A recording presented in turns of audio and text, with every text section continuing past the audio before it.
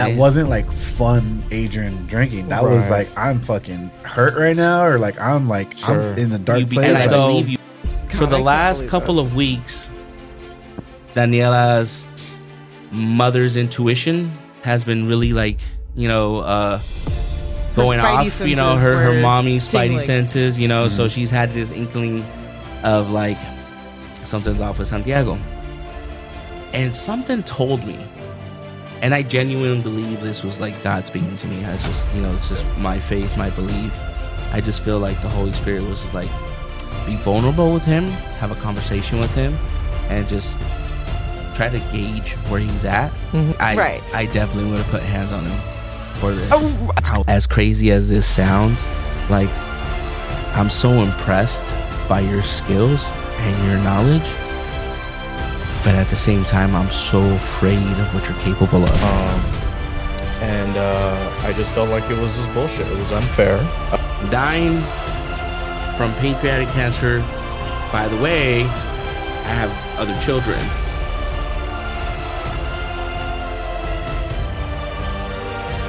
To go over today. Every day I'm struggling.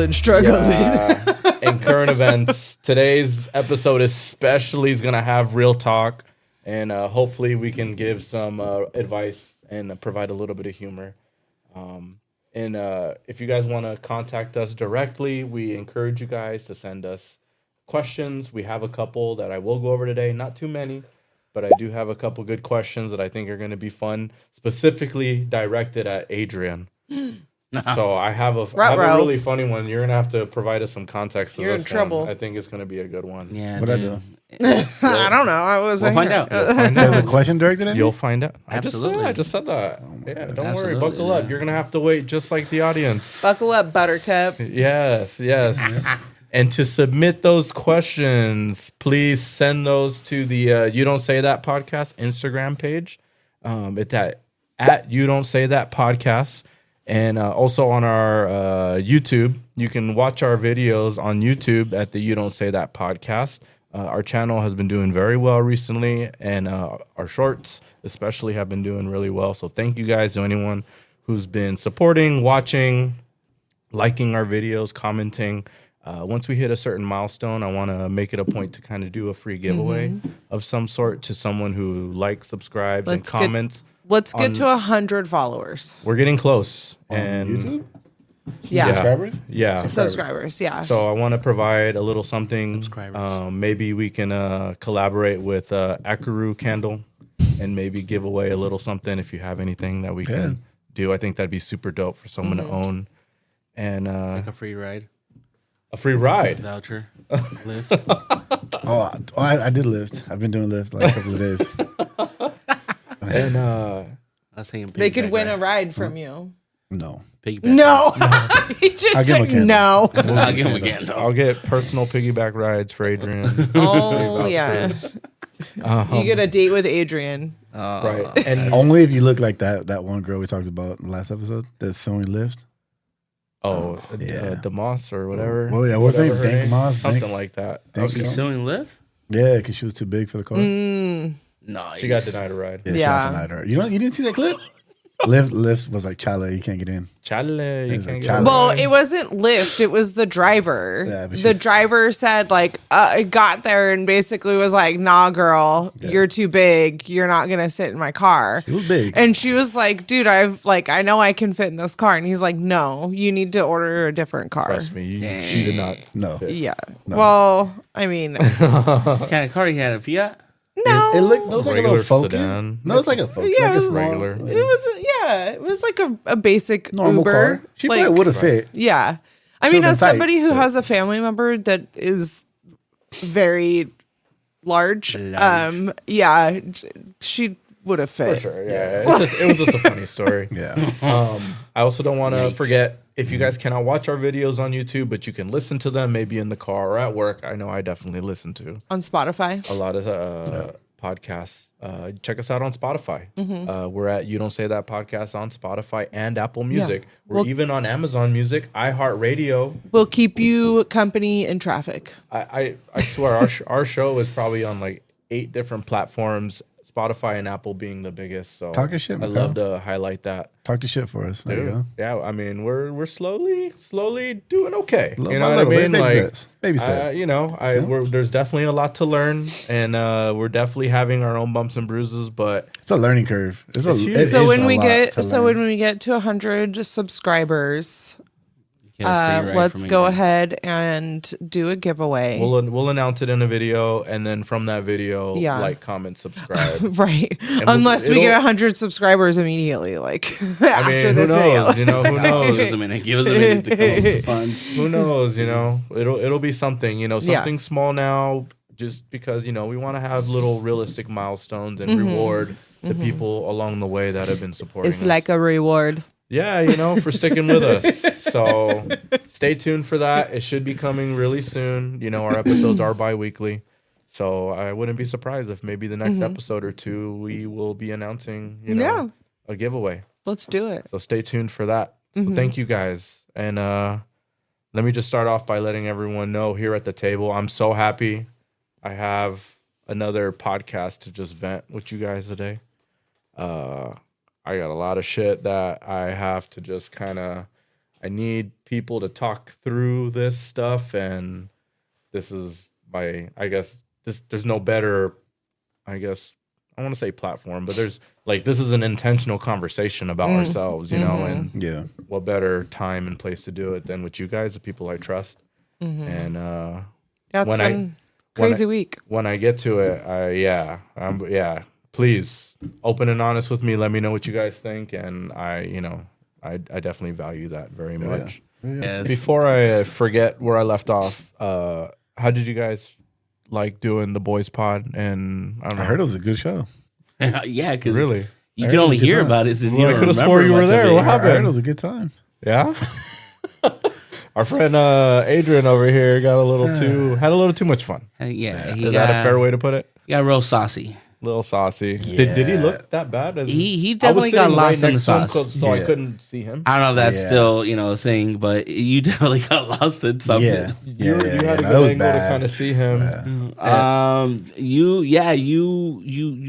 You crossed a couple of thresholds there on the inebriation I look levels. like Shane Gillis. Because Shane Gillis was funny Yeah. when he's drunk. You were just saying some outlandish stuff You say a lot of crazy shit. that my man over here had to, work extra hard this week to edit out. Yeah. That's what I heard. And- but the thing is, you had Tourette's. You had an episode of Tourette's because you were just yelling out random stuff, and people So I would don't tell drink. you, "Hey, shut up, man! Stop, sit back." I don't care. I don't care. Yeah. F this and F that. I don't care. He did. He did. And it was you were so just funny. saying It was just funny. random things. It looked like you had Tourette's. That's funny. You had Yeah. drunken Tourette's. Well, overall, but we still love you. obviously. It was But overall, an episode. Going over the episode and editing, I thought we had a lot of good stuff that we went over in there. As you guys will see, I don't want to give up too much, but we definitely talk about a lot of, I don't know, just life stuff. It was just a whole lot of life, adulting. Yeah. You know what's being- crazy is that when you were trying to get me to do shots, that could have only been like 8:00, and you were already blacked out. Yeah. Because I went and laid down in bed at like 7:45 and was like, I'm just gonna watch a movie Yeah. or whatever. And Yeah. I was in there for like an hour and a half, 2 hours before I fell asleep. And Yeah, I mean, you were hammered. It's a learning curve. It was It's definitely- exciting. It's not my A best learning moment. curve. What do you mean? it was very exciting. It wasn't just the excitement. Like I was happy because like Rick's in town. Exactly, Cakes yeah. is here. Like Exactly. it was Fun. a celebration, but it was also like it took me back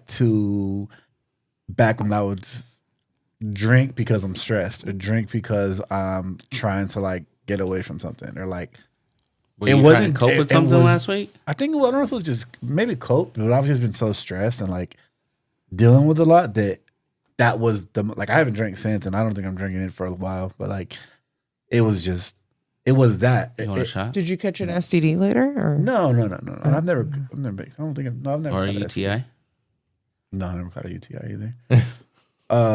But that's more of what it was. Like I think too, because every 2 weeks we're recording. Yeah. Every 2 weeks I'm drinking. Sure. And like I feel like as the last couple of pods have gone, I've probably kind of drank a little bit more. Sure. Said some stupid shit that I don't want to. That I'm. You actually hadn't said a lot up until that point, so Right, but we ended up going out. Or like it's like every 2 weeks I'm doing something. Sure, Which yeah. is kind of like out of the norm for me because I wasn't really going out, wasn't doing anything, wasn't really drinking. yeah. And then just with like everything that's been going on, it's like, oh shit. Like I think that's what it was. Like that episode or the next day is like why I went back to therapy on Wednesday. Like I had a heart to heart with Cakes like on, was it Monday or Tuesday? When did I call you? I think it was Tuesday night? Monday night. Well, Monday What night? was it? You were Monday just night. upset that you were drinking a lot, or I just don't like that person that I become. And I didn't realize I drank that much Hennessy. Like dark liquor does that to me. right? Like I turn to a different person. right. Like Yeah. even like that blanking out and like saying shit, I lose control of who I am. And like I don't think that I'm an alcoholic. I do think that I've struggled with alcohol in the past, and I think that That's exactly what an alcoholic would say. Right. I mean I never like woke up and drank. I never You don't have to wake up and drink to be an alcoholic. yeah I was a high functioning alcoholic, son. yeah. I went to work Monday through Friday, took care of my responsibilities, but I could literally not control myself when I drank. Yeah. Because But one drink would turn into 6 within like Yeah. an hour. I think if anything, it was more like a relapse for me. I guess if that means I was an alcoholic, but because I've been able to drink a couple of times, have a drink or two, it's normal, and then go home, maybe not drink. But Right. that night was like, I was drinking to like, A little too far. oh, I took it way too far. I felt like an asshole after. So Yeah. not my best moment. Yeah. So It's all I learning. mean, feel luckily you were with us. You know, you really Yeah. didn't offend anybody. And it wasn't like you had to make several phone calls the following morning apologizing right, for what you said or Right. or offending people. I wish you wouldn't have done what you did after the pod. right, same. That's about the only thing I wish, because everything you said amongst us, not a big deal. But the Yeah. fact that it was basically recorded, and obviously, like I said, you were Okay, I just gotta creating more edit work that. from Mikhail over here to the work is it's not edit out. I just like to But- poke at you a little bit. It's not bad. It wasn't bad. It was just, again, I wish you would have done what you did after the pod, but it is what it is. By God's grace, I feel like you're here, you're safe, everything's good. Yeah, But I think yeah, you're- man, you're just coping. You're Yeah. just coping with something. You're in good company in the way of like people not necessarily judging like you. judging or like I've gone through periods where I don't drink. Like no judgment here. If you got to take a break, you got to take a break. And I at this point really just hate being hungover. Yeah. And that's like, and I get hungover so easy that it's like not even worth it to drink that much. I mean, the hangover sucks, but it's just a feeling. Like I feel so low, Yeah. and then I just feel like. Well, I mean, because I was that alcohol guy is for a so many depressant, years. right? Yeah. Alcohol is a depressant. You're actually like creating anxiety. Most people think that you're like releasing anxiety when you're drinking, but it's actually not. It's raising, making it worse. Yeah, it's raising your cortisol levels. So I mean, alcohol is essentially ethanol. You're literally drinking gasoline. You know what I mean? I drank a lot of. You gasoline were that really night. gassed up that night. Yeah, and I thought You were the next Daddy day Yankee. I thought I only had that. That gasolina. I thought I only had that one cup. I didn't know that I was drinking. Yeah, the Hennessy next like day, that Yeah. Monday, he was like, I can't believe 1 cup of Hulk, man. And Yeah, that- in my it got mind- me. And in I was my like, mind, I bro, had 3 you Coors Light almost and a killed cup the of bottle Hulk. of I'm Yeah, like, Hypnotic. that shit's in my cabinet You had still. like it's 3 cups. yeah. see? There's only like a quarter of each bottle left. And not only that, but you were mixing it with IPAs. Yeah, see. It was like Yeah. on your second yeah. IPA, Yeah. we were like, Sal pointed it out. He was like, oh, there you go. This guy, it's a second IPA. But that was and he's mixing it. that And- wasn't like fun Adrian drinking. That was Right. like I'm fucking hurt right now, or like I'm Sure. I'm in the dark place. And I like, believe you because I feel like that- once you got to that moment that like, I feel like that, for lack of better words, that shameless moment, right, sure. you became vulnerable. That's another good You show. became vulnerable, and you shared with us how you feel about us and how grateful you are for all of us. yeah. So it was a moment, and I feel like it's something that you've been wanting to share and you've been wanting to say to us, but Sober Agent was like lubricate the conversation. Yeah. I don't need lubricates. no, he Never spit, need lubricates. spit. Yeah. Keep it. Nah, I think it's something maybe you've been wanting to share, but Sober Agent's like, nah, I'm not. Like, you don't want to be vulnerable. You don't want to I show definitely don't emotion like being, that. I don't like being vulnerable with women. I don't have like I don't want to be vulnerable with my friends. Like if I'm dating, I don't want to be vulnerable. Like it takes a lot to like get me to open up. But like with you guys, I feel like it's you guys are my brothers. Like I don't know. I think I'm open to like you guys. So Yeah. No, and obviously, we are like some of the closest people to you. yeah, So it makes sense. yeah. And it's good that if there's anybody you feel comfortable and you want to be vulnerable with, it would be us. But it goes back to what I told you earlier. I don't think you allow yourself to be loved and for you to like just release and be vulnerable with other people Yeah. when they're showing you like love, support, and affection. You know what I'm saying? Yeah. And I think that's one of your biggest struggles. Yeah. When it comes to dating, is just being vulnerable with someone else, just letting your guard down. And I get it. You don't want to get hurt. Completely understand.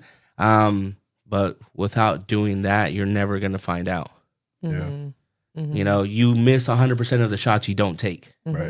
You know what I'm saying? So it's, just my 2 cents, my point. I've made a couple point of view. I've made a couple shots, a couple threes. Yeah. Made a couple threes. Or a couple free throws. Hey, points are points. A point is a point.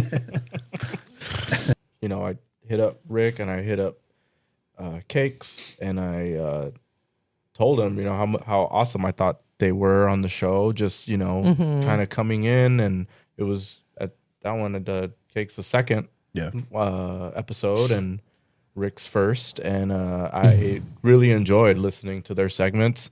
And I don't know. Rick got pretty vulnerable. I That was- was different for Rick to open up like that. I remember that part. No, yeah, and I felt like we were all like totally engaged in that and totally like in that moment. And I, as an editor, and I worry about how the show will come out and how it'll look in front of other people.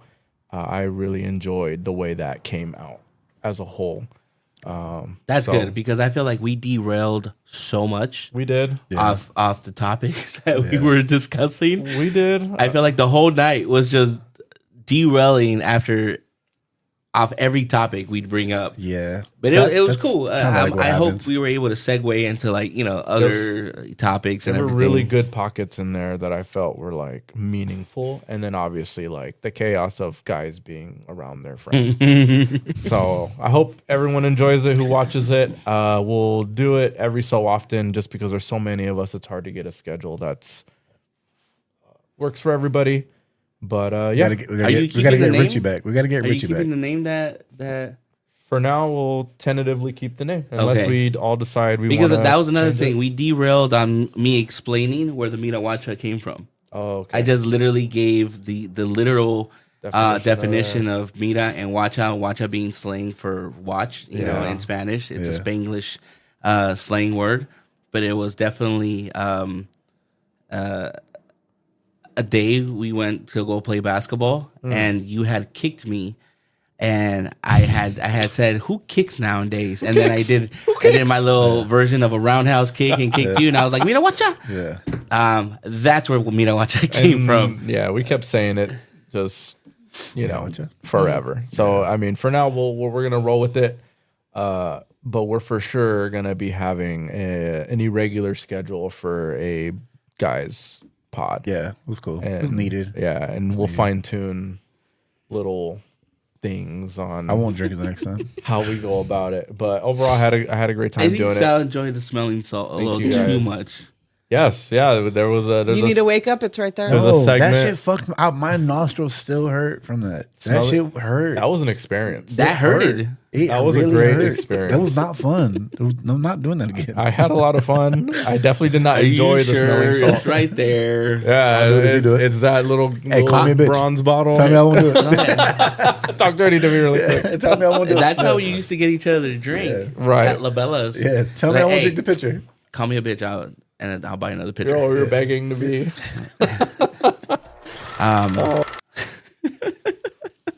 Last Sunday, I'm gonna share because I know she's not gonna mind sharing. Sorry, babe. But Daniela got dragged by this dog. Oh no! And it got captured by the Ring camera. Fuck yeah. Can we answer that video here, please? You're gonna have to reach out to her. If she wants to share the video, by all means. no. It's funny because she even laughs at it. But it was last Sunday. It was late at night. It was like 10:30 at night. Oh my God. With that dog, like the instructions were you shouldn't have to take him out more than twice a day, once in the morning, once at night. That's about it. He's kennel trained and everything. If you're out the house, put him in the kennel overnight, put him in the kennel, you're good. So she took him out before we went to bed. What did we do last Sunday? I can't remember what we did last Sunday, but I know we got home late. I was upstairs changing, getting ready for bed. All I hear is the little Ring door camera chime go off. Yeah. And I hear whoop, and dogs start barking and like all this commotion outside, and I'm like, what the heck? And I come downstairs after I'm done changing, and she's like, Coda just dragged me. I'm like, what happened? She's like, well, I took him out to use the restroom before we, went up to bed, and it was 10:30 at night. I didn't think anybody was going to be out walking their dog, but some neighbor was walking her little 2 chihuahuas. Oh my God. And I didn't pay attention. So as I'm closing the door, right, this dog runs after those chihuahuas and just pulls me and just drags me. Luckily, she fell on the dirt next to the cement walkway, and because of the rains we got the previous week, it was like muddy dirt, so it definitely softened up her blow. Yeah, but bro, you can see the imprint of like when her knee hit the mud and slid, it looks something out of like a Dragon Ball Z episode when they get hit and then they hit the ground and all that dirt comes up. It was so Daniela went Super Saiyan. Dude, she must know. Coda went Super Saiyan and dragged Daniela. But bro, she's like, oh, let me see if the Ring camera captured it, and it captured it beautifully. That's hilarious. And she downloaded that clip. Yeah, so she has that. That was that's so funny. Daniela, don't be so selfish. that was the highlight of having this dog. Other than that, though, he's a big crybaby. He's 8 years old, but he whines and cries and just seeks so much attention. It's gotten really annoying. But how long have you had him now?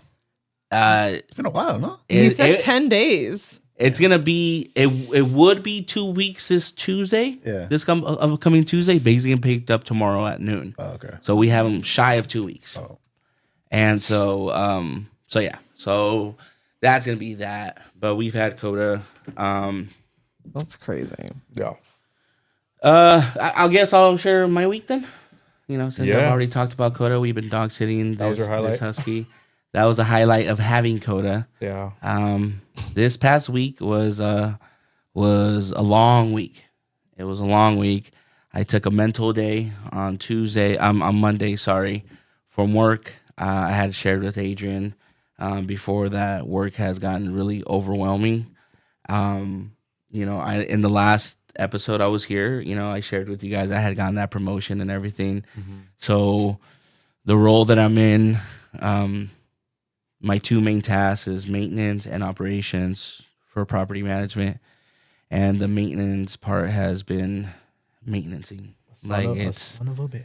It takes up about 3/4 of my time. It's just a lot going on. Plus, with all the rains and everything we've been getting, I was telling Mikhail earlier, the rain season is probably one of my favorite seasons. You get to be inside, just listening to the rain and everything, but you're inside warm and dry, so you enjoy it. Not when you're in property management. Not when you're in Probably property so much shit. management. That's when all the problems start highlighting. Yeah, all I'd these imagine. work orders or maintenance requests for leaks and everything. So it becomes a headache, and trying to prioritize everything. And you only have so many maintenance technicians, and you only have so many hours in a day. So like prioritizing what's more urgent than others. And of course, anytime there's water intrudes into a home, like bless you, you have to think of the aftermath, right? Of like, if it doesn't get addressed right away, mold can start, forming, and mildew, and then mold and whatnot. But obviously everything has to get addressed.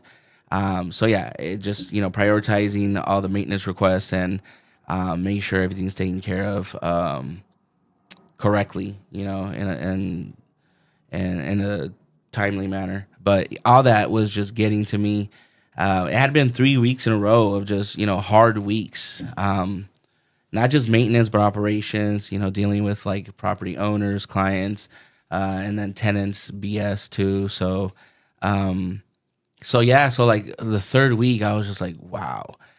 I send monthly statements to the property owners for their properties. It gives them all the breakdowns of the income and the expenses for the property for that month. And it's several days out of the month, right? I have certain property schedules on certain days. And so I was sending out owner statements at the end of the day on Monday. We were supposed to meet up with you and Rick at Labella's because he was in town. So I had dinner plans and everything, but I don't know. I feel like, and in all fairness too, I feel like a lot of the stress I was feeling was self-inflicted.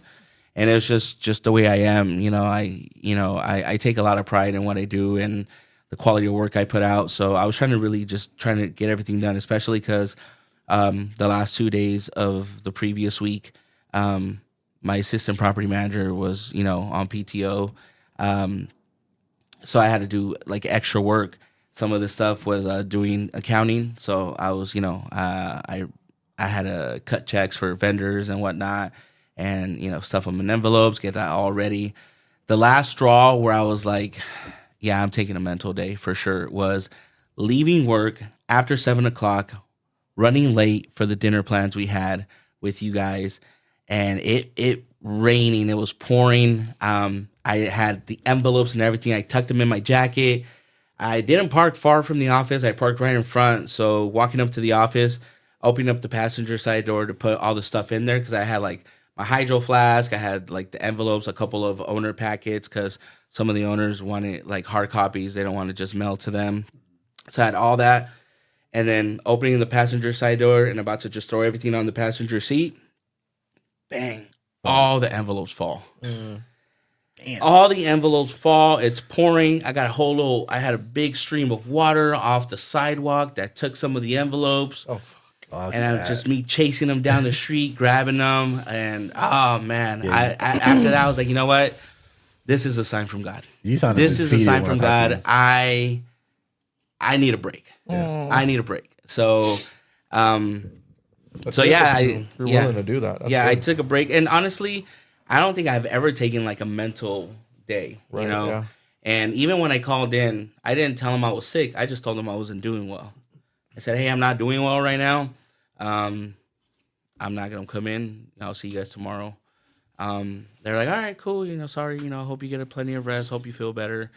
And even the next day at work, everyone was like, oh, how you feeling? I hope you're feeling better. And I'm like, I'm all right. Like, yeah, I'm all right. And they kind of got the hint like, oh, you're not sick, but okay, you're doing better. All right, cool. Yeah. Yeah, well, either way, we're glad you're back, And I was all right. And that was Monday. So Monday it was, just a chill day. Took the day off. Still ran errands like with Daniela. And I took her to urgent care because her pinky was hurting because of Coda dragging her. She was holding onto the leash and it pulled her. Yeah. Like she felt like it might have been, I don't know. She said it was hurting a lot, so it might have been broken, but it wasn't because it wasn't bruised. It wasn't like it was swollen, but it wasn't bruised up or anything. So, after breakfast Monday morning, and it worked out because I had already. The thing is, I had already scheduled PTO for Monday morning because my son was receiving an award at school for math. So that was already scheduled. So, it was kind of easier just to take the whole day. But after the awards, we went to go grab breakfast. After that, I'm like, hey, let's get that finger checked out because, why not? Might as well. Can't really put a price on peace of mind. Let's go ahead. And I was like, even if it takes an hour or two, urgent care, let's go. But the thing is, she has Kaiser now.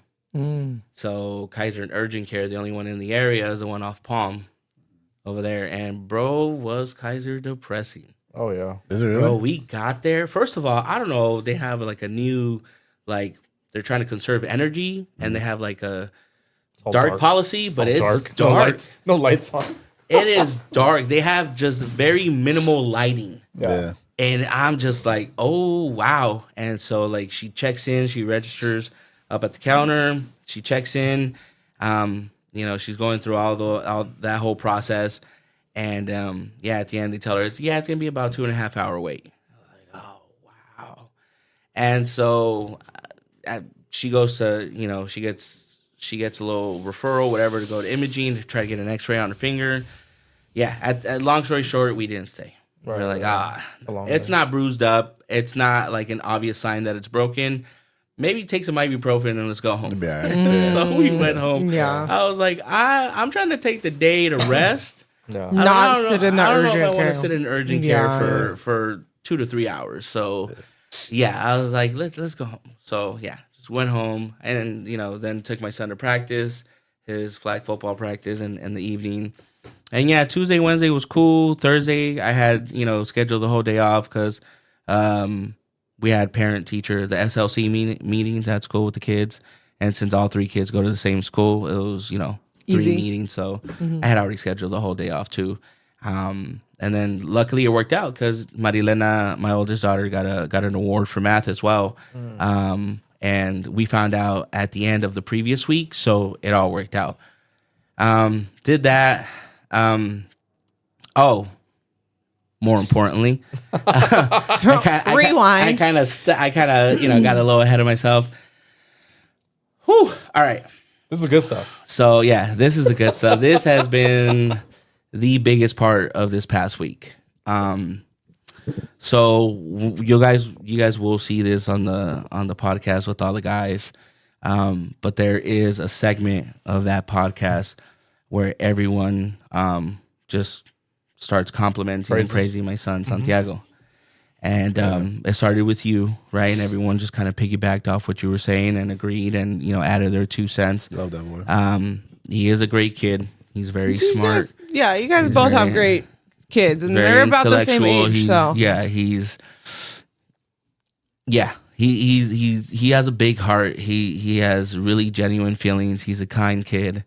Incredibly smart. Yeah, Too smart. Too smart, right? Too smart for his own good. One would say. Here's the reason why. So, for the I can't last believe couple this. of weeks, Daniela's mother's intuition has been really like, going off, spidey her were mommy spidey tingling. senses, so she's had this inkling of like something's off with Santiago. And something has been slightly off. I haven't paid too much attention to it because I'm like, he's a teenage boy. He's 14. Like he's gonna. The unusual behavior that I did notice was that he was trying to take walks around the complex. So we live in a townhome By himself? and it's a complex. Yeah, it's not really a gated community, but it's a little complex, right? And he has been asking like, hey, can I go out and just walk around? The heck? When have you ever asked to go walk around, bro? Mm-hmm. And he's like, oh, just go walk around. And Daniela's like, what are you doing? So obviously Daniela's assumption right away is that he wants to go out and smoke weed. Right. Like a vape pen or whatever and smoke. Mm-hmm. And I was like, I was this close. I'm gonna pat you down then and see what you got.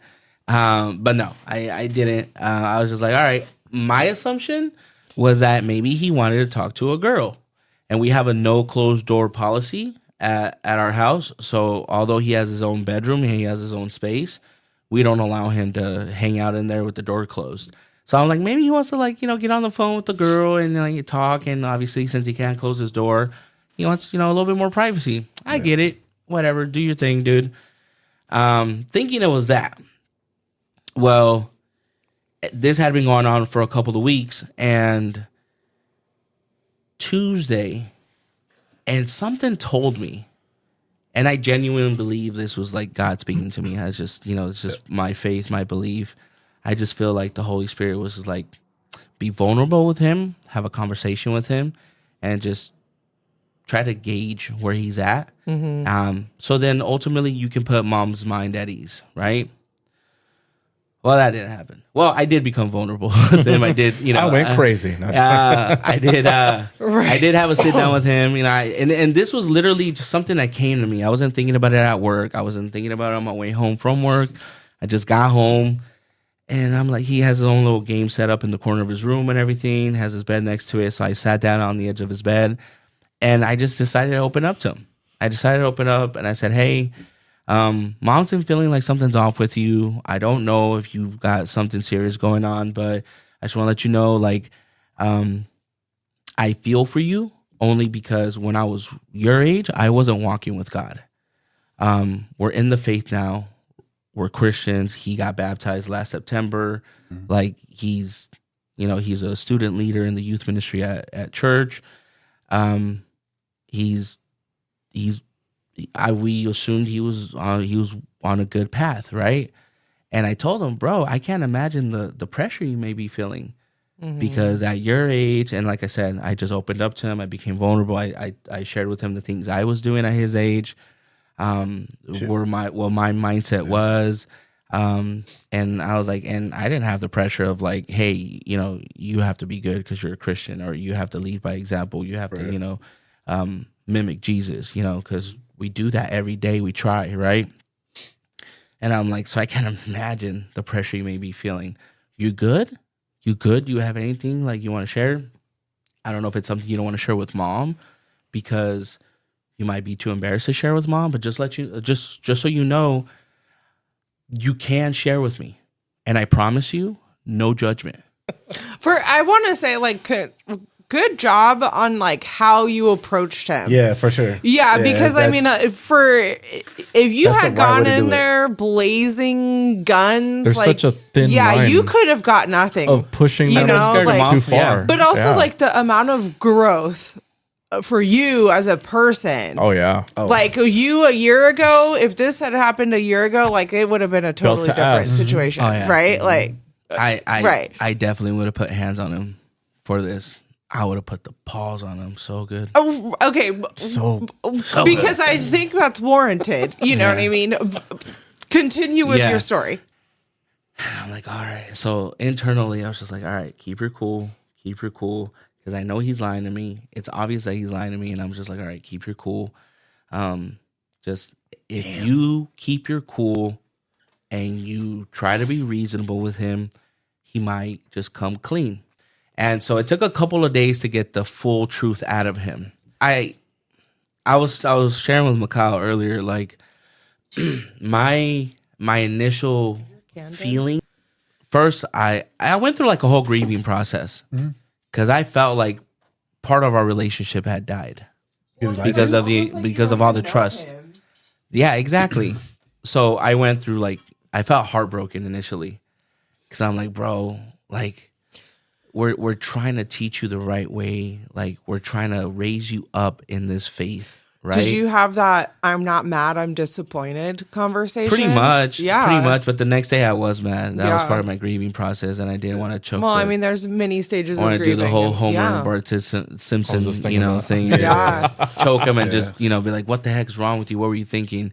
So, like I said, I went through my stages of grieving. I was heartbroken on Tuesday. I was mad on Wednesday. I want to just, put my hands on him.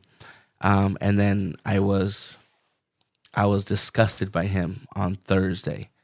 We have midweek youth services. And we all serve as a family. And I just didn't want to be around him. Like I didn't want to look at him. There's a couple of times where he came up to me trying to like spark up a conversation, and I just walk away from him because I just couldn't. I looked at him and I get this feeling of like, who are you? Like, I don't know you, dude.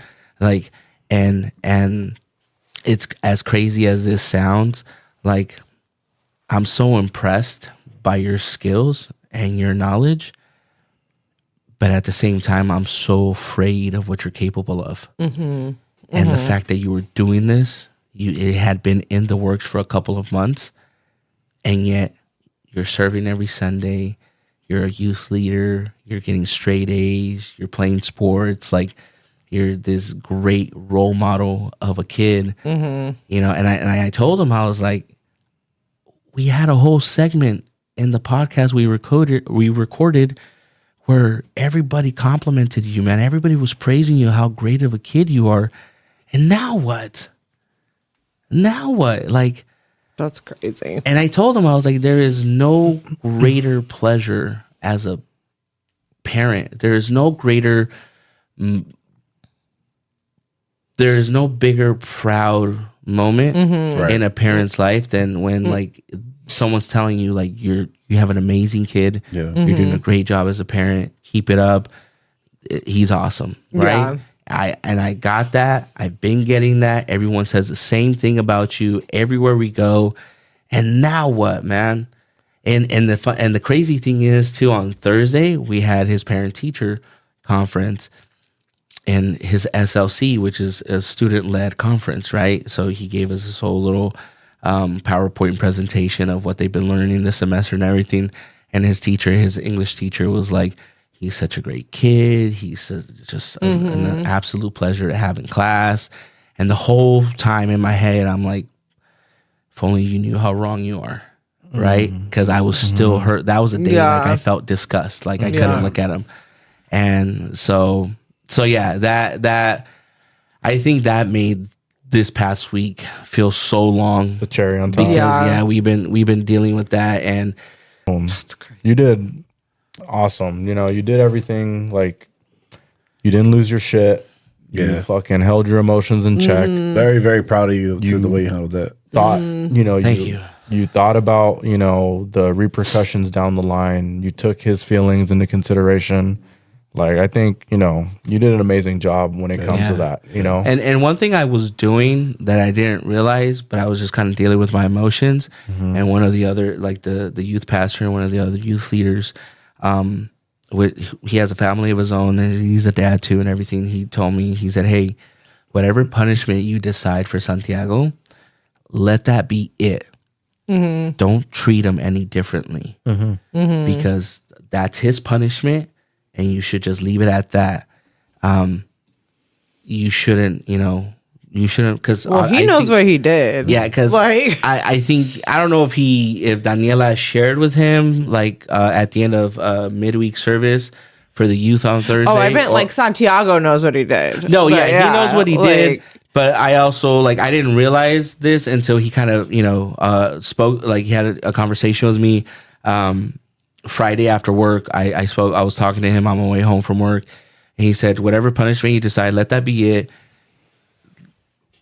Remind him that this situation doesn't make you love him any less.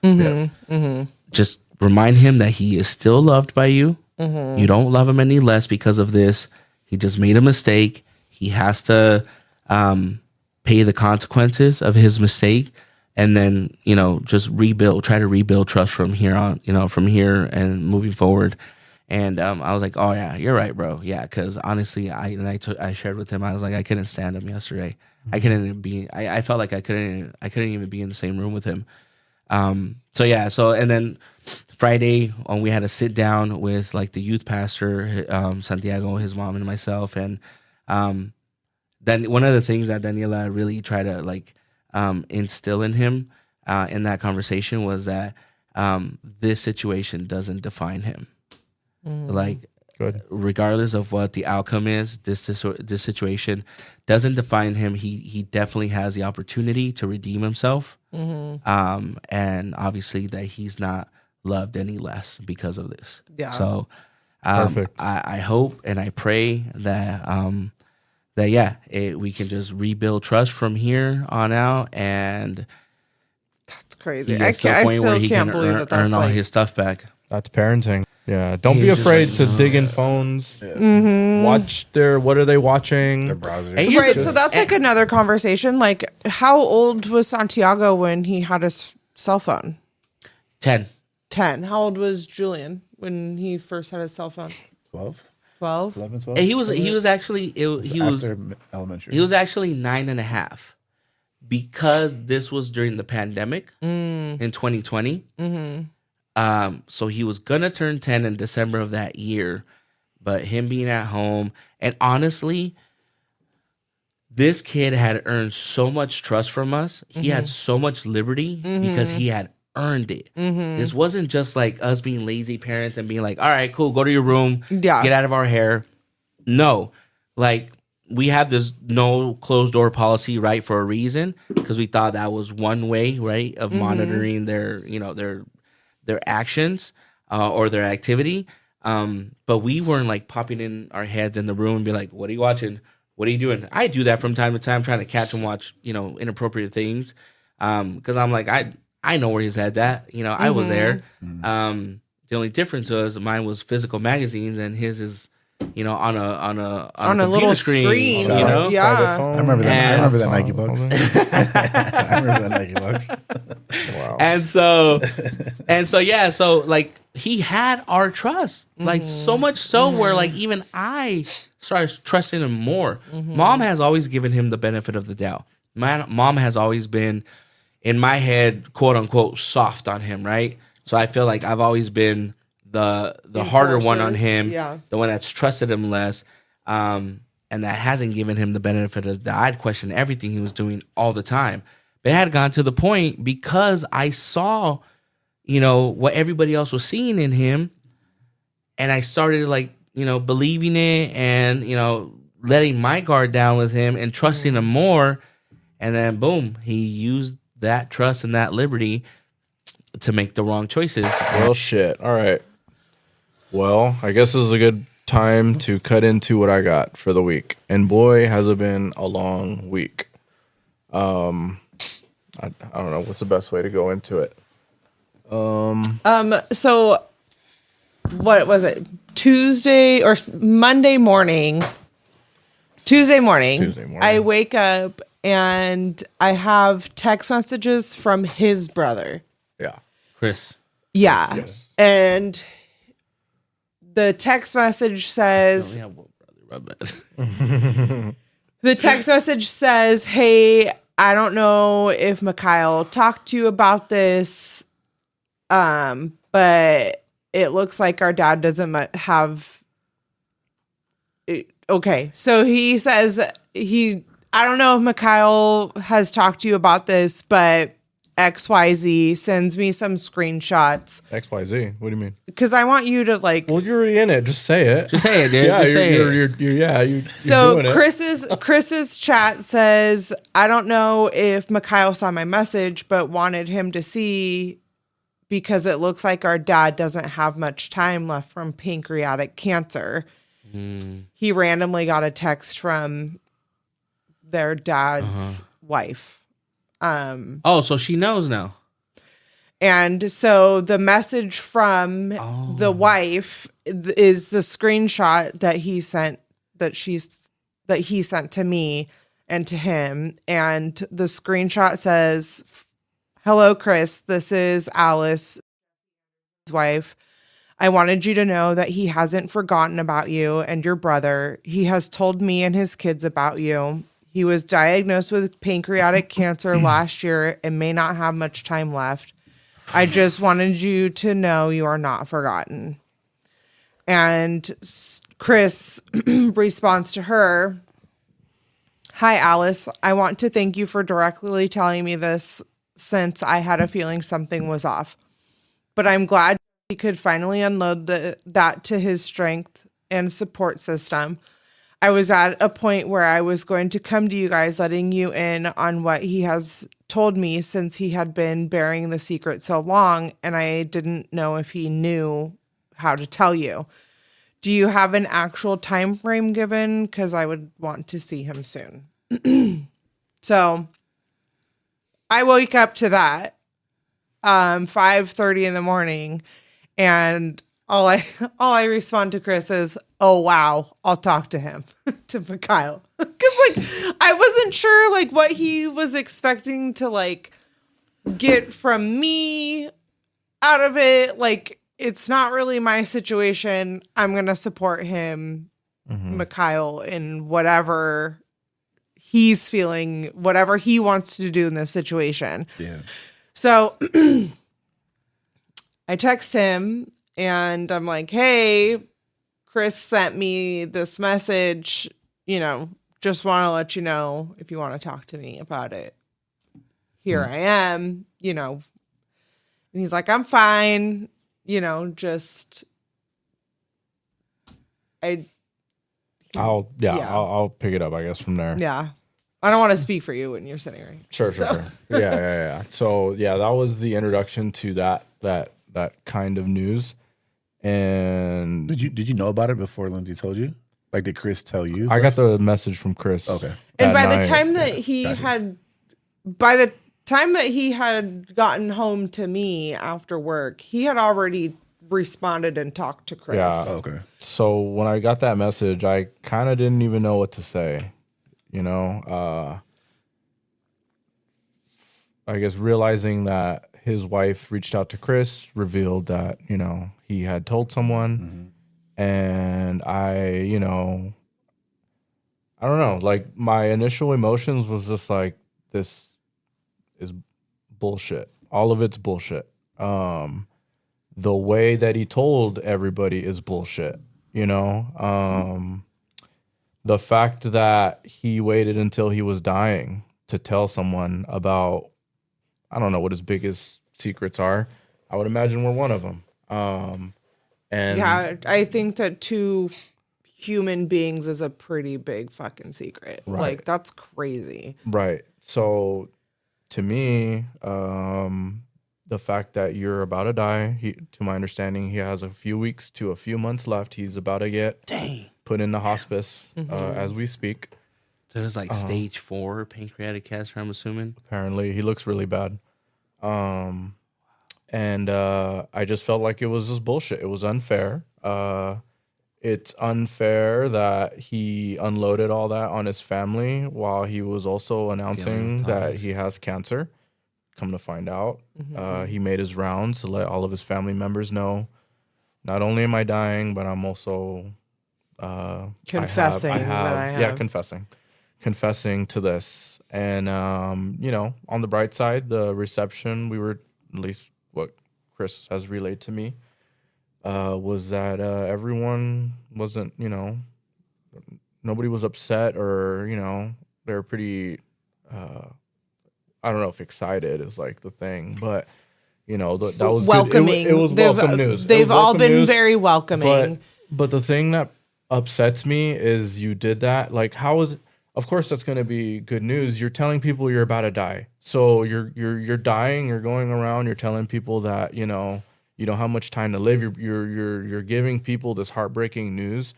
In the same time, you're giving people this oh, well, also, by the way, I also have this. What do you expect to happen? People, nobody's going to hold you accountable for anything because they know you're going to die.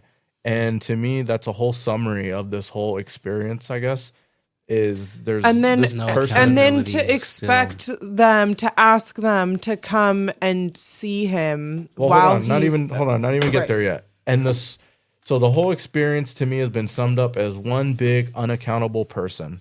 He loses contact with his kids, and this is something that's still developing. I actually have details I can add to that as of today. But before I get into that, he loses contact with his kids, so he pretty much disappears. He no longer tries to keep in contact, even if the mother of your children tell you can't see the kids. Is not a valid excuse for you to still not try to see your kids. Yeah, no, it's not. So that, boom, unaccountable. Boom, wipe your hands clean. You didn't have to do that. And then you get in contact with one of the And let's children. be clear, this isn't it's not like Mikhail is the product of a one-night stand. Mikhail's dad was around long enough to make 2 children. Sure, me and my Like, brother. so he Yeah. not only does he know Mikhail exists, And he you guys are a knows couple years apart too, right? It's 3 not like whole years apart. Yeah. So, he's Right. he was around. No, yeah, yeah. he was So I around. mean, it's not like he can say, "Well, I didn't know about you guys," or like. And Mikhail has a one person name. There's only one person named Mikhail Farias. Easy Like, to- easy to period. find. Yeah. Yeah. So, anywho, I know another continue. Mikhail, but yeah. So my little brother reaches out to him for whatever reason.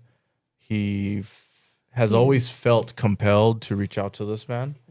He, He became a father himself and felt like he needed to then reach out to his own father, in his growth own right, as a yeah. father, like, and that's understandable. I can understand, people have a desire to understand where they're coming from, right?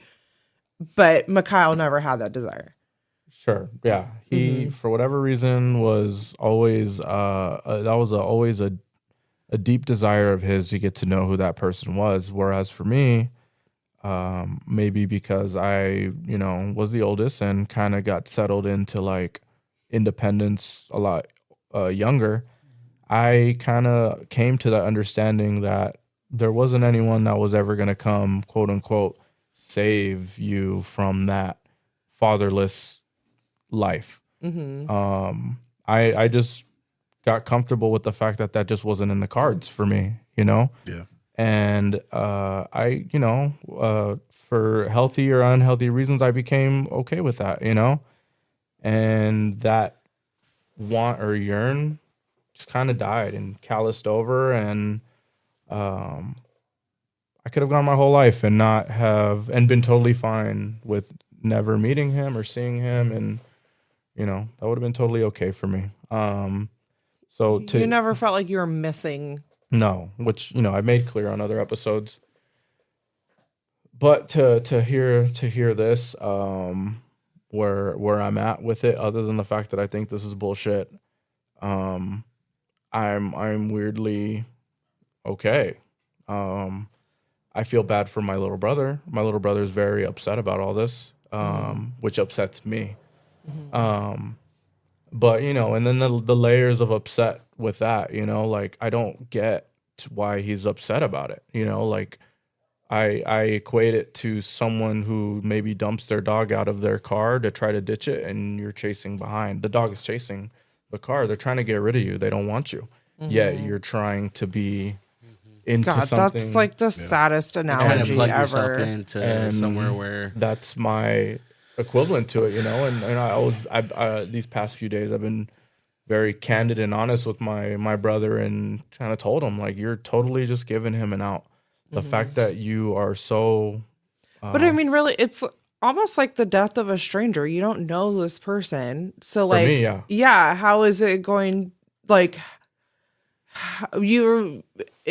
when he dies, nothing's going to change for you. no, Right? Like, so that's like, why get involved now when he has a couple weeks to live? Why invest the emotion into going to meet this guy, go sit at his deathbed?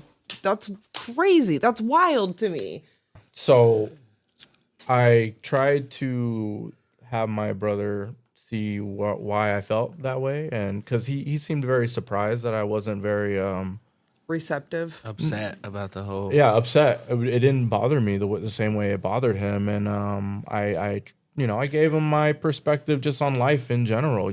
Like I told him, like I got pretty independent from a very young age. You know what I mean? Like for whatever reason, like I got comfortable like that, and to this day I'm Right. okay with that. I don't Right. necessarily find myself missing out on a dad or anything like that, but it does kind of upset me to an extent to see you chase after someone who doesn't want you. We met this person, and I was very open to, like, hey, I want you around, or I'd be very open for you to be around Yeah, after this Please dinner. This went great. You're an awesome guy. but the ball is totally in your court if you want to continue to be in my life. And what happened? I never saw him again. I haven't seen him Yeah, since. you definitely threw him a lifeline and he didn't take it. Yeah. Disappointing, right? And Right. for me, like, cool. I get it. I didn't have my hopes up that high. Yeah. I think what I'm getting from what you're saying is you're upset that Chris is upset. you're upset that Chris is upset, but you're also upset that he doesn't see it the way you do. Maybe Chris had a lot of hope into one day being able to have an open relationship with his biological father and his other family, you know? He did. And now all that's coming to an end. And yes, to him, the silver lining in this whole situation is finally I get to meet, my other brothers and sisters, because he came clean. Yes, pretty crappy way of doing it, right? Because now, like you said, no accountability. Like, I'm dying from pancreatic cancer.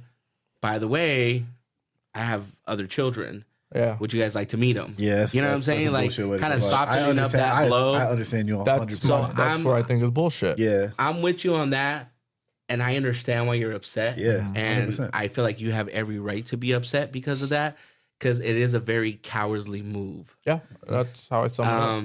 I understand that, but I also understand where Chris is coming from. Yeah, I think both can be right. I think Chris can feel You know what I'm saying? how And, he Agreed. feels.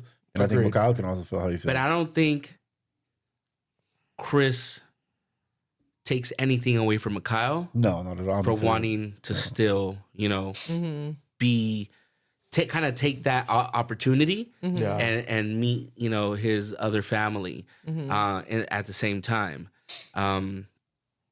You guys are different people. Yeah. Although you guys are brother, you guys 100%. have different views on life and different opinions, and you guys are absolutely entitled to your own opinions and thoughts.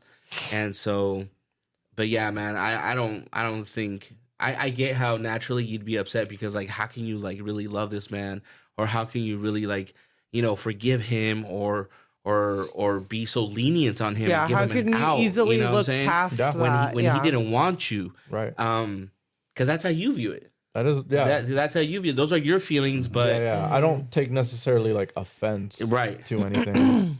I just, I see him hurting, and I'm trying to kind of like point out, like, you shouldn't be hurting like that for this. And, I know he can't help it. Totally fine. But, he is. no, yeah, he is, He and, is, and I know deep down he's very sad. He admitted, he's been like, he's been crying on and off about it. He's been, all over the place emotionally about it. You know what I mean? Like he hoped this would turn out differently, and he's never gonna get that chance to have a to have relationship that. with his father. At least not the way he was hoping. Yeah. I pointed out, silver lining. We did mention, or at least I'll mention he went to go visit him. Okay. And he met the wife for the first time. I guess there was a couple friends there visiting him. is she white? No. Asian, I think. Asian. She's like Filipino. Yeah, and another sidebar, something that's really upsetting about it was he's in San Diego all the time. He's at Grossmont Hospital. Every weekend he's here in San Diego doing something. You know what I He had mean? opportunities. He's To how hit many you up. opportunities did he miss to hang out, to get to know me or Chris, my family, we and his family? Maybe he might in the end unite, bridge that, but he's never going to be able to see it now. And we're never going to be able to see that with him. So it's kind of like, But you are it's shitty. Too Like little, that's- too late. right. Yeah, it's shitty. And you It's- are it's a willing shitty to thing, meet your your family, your extended family. what happened? You are willing to meet them if To an extent. Right. I don't know, I'm still gathering my whole feelings on it, and I'm still, trying to figure out like what do I want long term when it comes to something like that.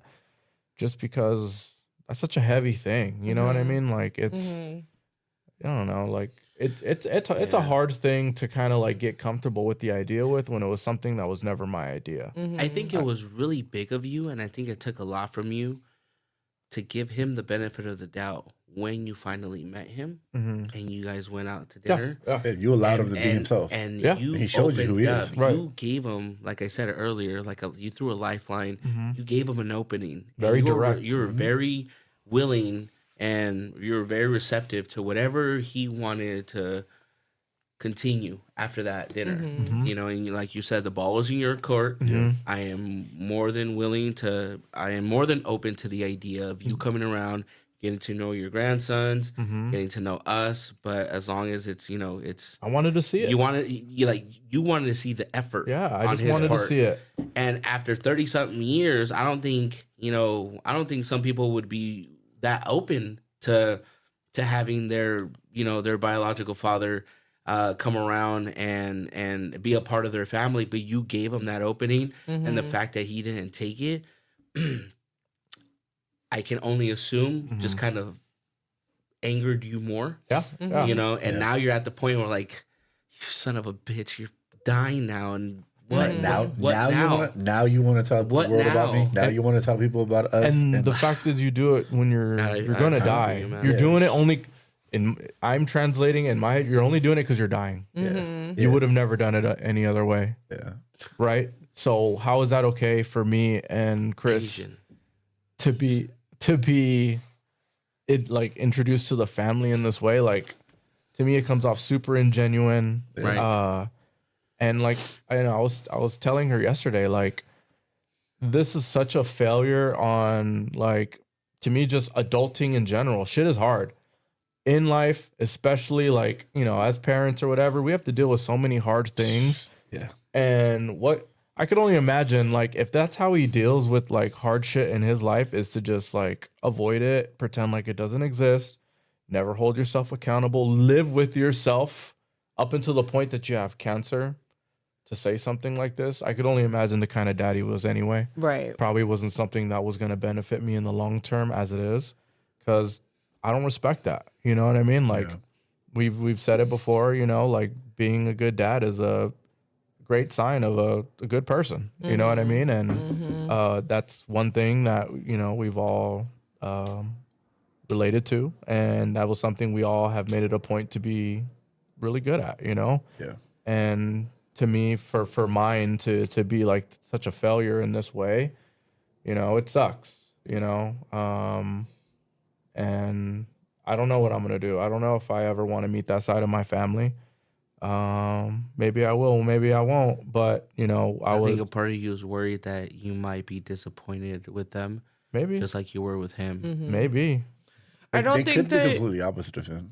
they might be, Yeah, they might be. I just don't know if I'm ready to accept that. right. You know, and you know, part of this whole timeline, you know, my mom reached out and she tried to convince me to go and see him, and you know, I was pretty adamant, like, I really don't want to go. Like, this wasn't something I ever wanted to do. yeah, And now, because Chris is gonna put himself into this, I don't necessarily feel like I'm obligated to put myself into it. I never asked for this, and I don't feel like I need to be there for something that's gonna potentially upset me further. I don't want to be around death. I don't want to be around death of a person that I lost so much time with. yeah. I don't, you know, I just don't want to have to get to that place mentally and accept that, or come to, you know what I mean? It's just such a heavy thing to try to throw on someone and then just like show up for that. I couldn't get myself to do that. So, you know, I told my little brother, hey, bro, I just can't go. And he was totally understanding. You know, this was more for him than anything. He obviously wants me to be there. And he thanked me for even being open to like hearing him out and like letting him vent to me about it, since we share this experience, you know, just us two. You know, he, you know, just more for backstory. My mom and, you know, my dad, Jesse, they met while working at Thousand Trails, heading towards Julian. and they had he had an affair on and off. My mom just comes out. She made the decision to remove herself from being around him, and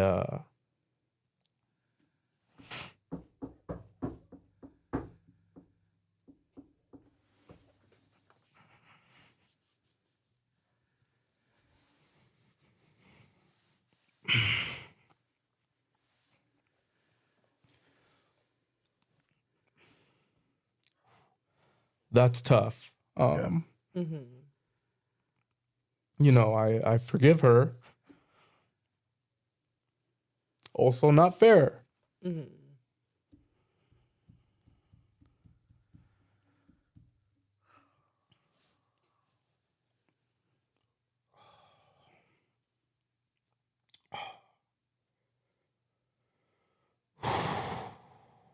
But I get it. We're adults.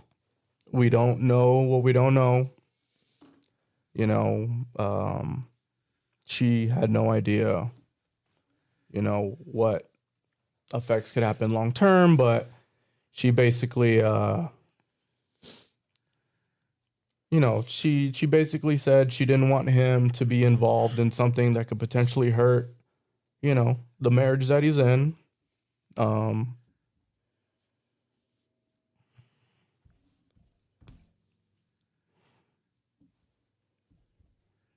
Yeah, what seemed fair for one family was really unfair for another. Right. So she made that decision to move. And it's shitty. I get she was trying to protect her family or herself, but also him. But it's one of those things where the kids are there to kind of figure it out. You just don't know any long-term effects that may have on people. She was doing what she thought was right. Yeah, oh man, I kind of figured, I assumed that, if he was already married with kids, some that are older than me, and she happened to move, and obviously if you wanted that person around, you're going to let them know, like, hey, I'm moving here, just so you know, you can come visit them here. Well, obviously, like, there had to have been some friction. He's there one day, next day he's not. So it's kind of like, I kind of figured, but actually hearing it, it's kind of like, oh, fuck, it's like that's how it actually played out. Yeah. But yeah, so I guess I find myself a little bit guilty that I don't feel bad about him passing away, But you don't have to. I know I don't, but like it just is one of those things where it's just like, I don't, they mentioned that I might regret it one day by not going to go visit him or say anything last minute things to him. I don't know if I necessarily have anything last minute I have to say to him. Yeah, I was gonna say probably don't. I really don't. And if you did, is it like, would it be like good things to say? You know what I mean? Like, it honestly wouldn't, right. And is that going to be conducive to this man on his deathbed? You know what I mean? Like, right. Yeah. So, I mean, there's two sides of it for sure.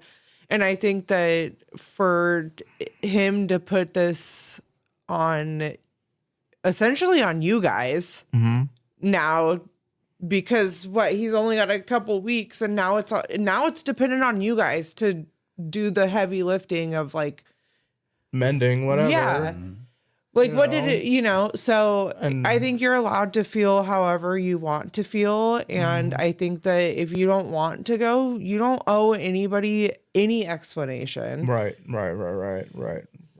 Yeah, bro, I don't think I think your thought process along this I've agreed with all of it so far. I mean, I almost feel like it would be like, what's shittier, like a dad who did drugs and wasn't ever around, or a dad who knew you were there and was supposedly a good dad to his other kids, like, which is worse? You know what I mean? Like, I don't know. I just just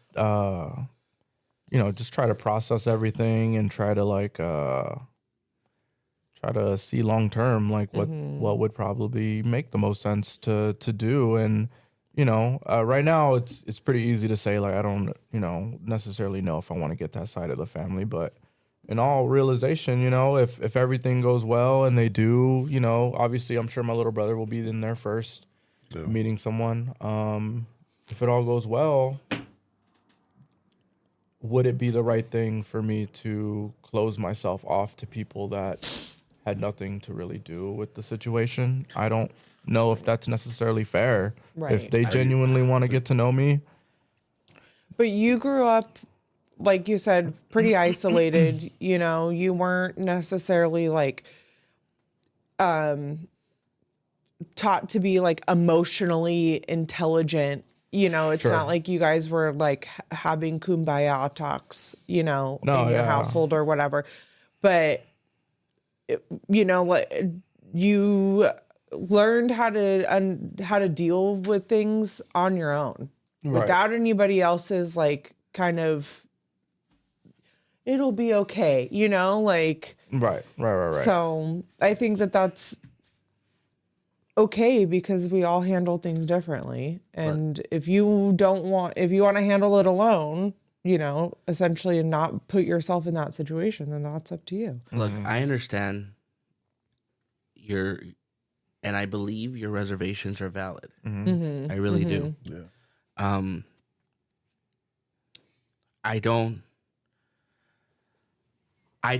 I can't say I necessarily agree with how you're thinking about, dealing with the situation. And this is just my personal opinion. Because I feel like at the end of the day, you're still going to be around and he's not, right? So he's going to pass on. He has nothing to carry with him anymore on his conscience or guilt.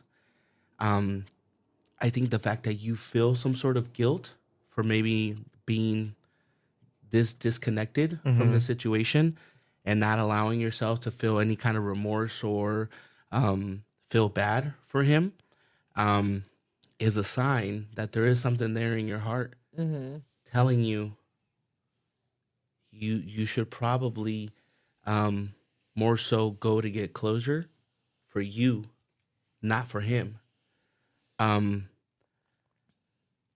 Not that, and I don't know if you feel like you may need some closure, but just seeing how emotional you got right there,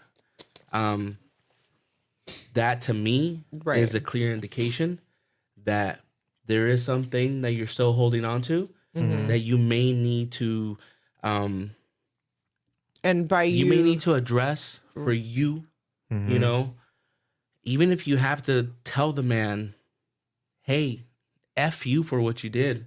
right. Even if you you got to for not walk being in there there. and just big middle finger, like Right. Although, and I think obviously like I think, once you get that off your chest or you just unload, because I feel like you're carrying this heavy burden, man. And I feel like you're carrying it for both you and Chris. You are the older brother. You were the one that maybe subconsciously felt like you needed to be the tougher one, the more emotionally mature one, Yeah. and not let yourself feel this because we don't need it. I got to be here for my brother. I got to be strong for my brother. And Are Chris, you being the younger brother, he's just more like, I love my big brother, but I also wondered what if. Yeah. I also wondered what if my entire life, and now that what if is a reality, and it's not a what if anymore. It's a when, when and where, and yes, whatever, because in that message, I wasn't sure what Chris was referring to in the part where he said, because I was gonna come to you if he didn't. Like, I wasn't sure if he meant like Chris knew about the pancreatic cancer No. before, or he knew he was didn't talking about the he secret? didn't know about the pancreatic cancer, but because Chris has like been trying to get involved, he has a need to get in touch with his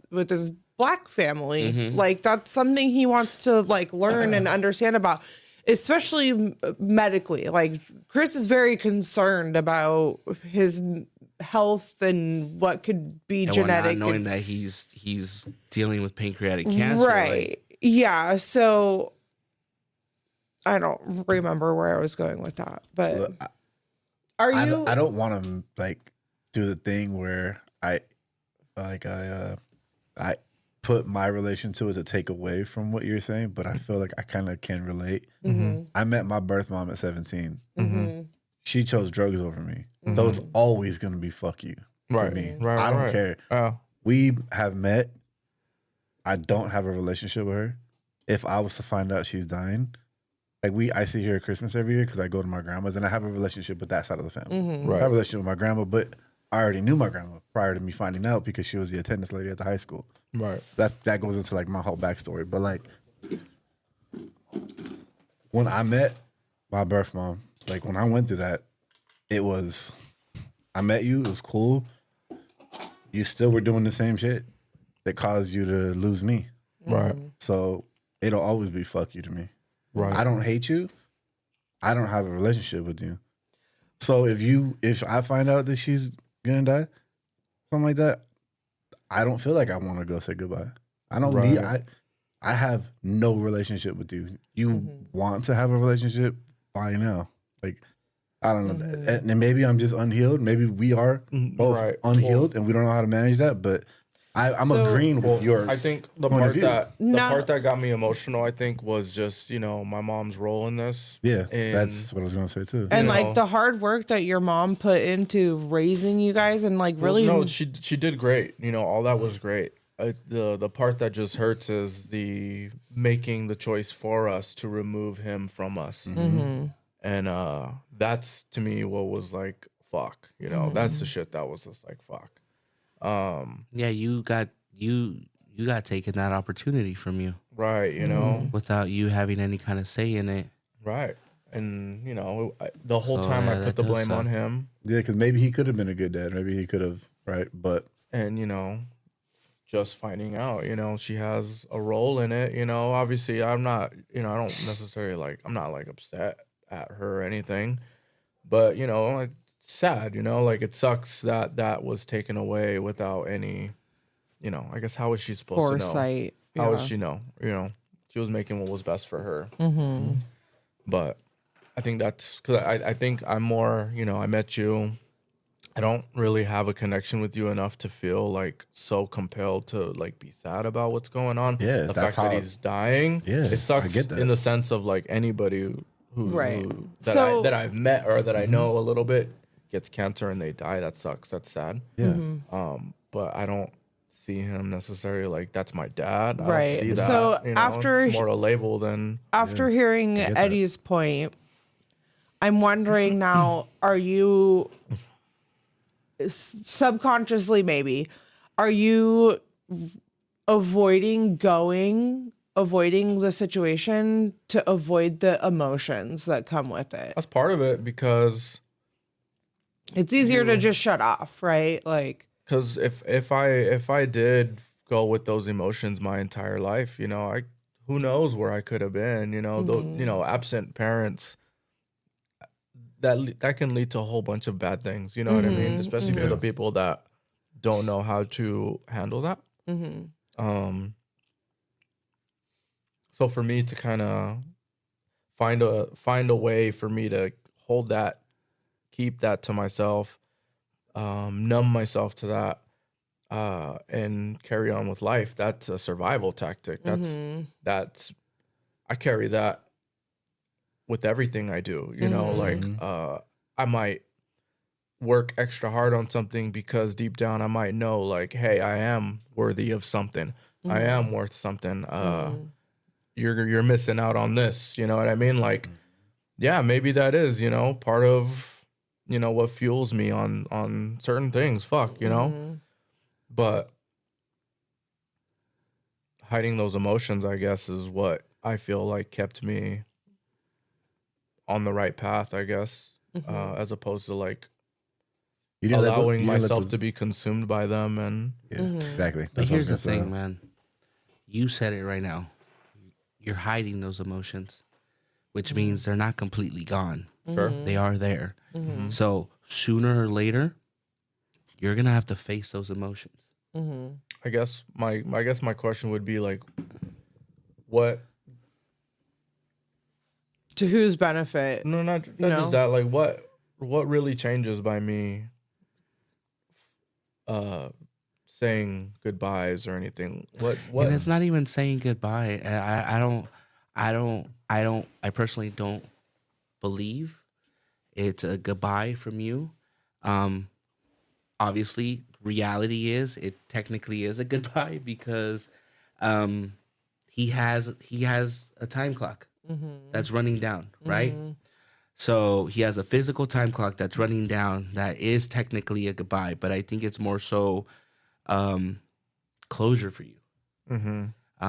You've had these emotions, you've had these feelings, and like you said, you've been hiding them for your entire life so they don't consume you and they don't take over any decisions you've made, and you don't make any decision in life based off those emotions. But at the end of the day, they're still there. Sure.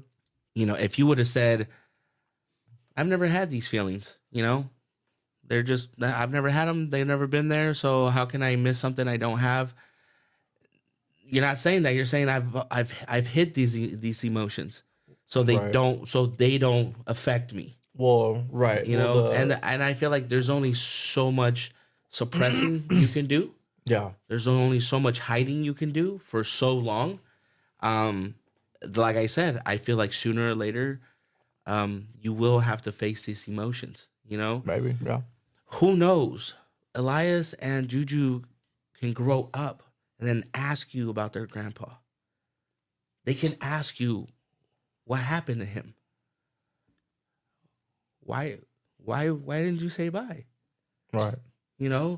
Genuine questions, bro, that these kids are gonna ask you, bro, because they're curious and these are valid questions, and you might not feel the same then than you do now. Yeah. No. Yeah. What people have been telling you about, you might regret this later. I believe that to be 100% true. You might. I'm not saying you will regret this, but you might. There is a possibility that at 45 and not 35, you might feel differently. Maybe. At 55, you'll have grown sons with maybe their own families. And looking back at everything, I don't know. You could regret it. You could regret it and be like, man, I probably should have gone. There's no questions that you would want to ask him, or like, I don't think so. I mean, all this, You would want to ask him like, bro, why didn't you take the opening I gave you? Well, my little brother asked that, and he pretty much just like,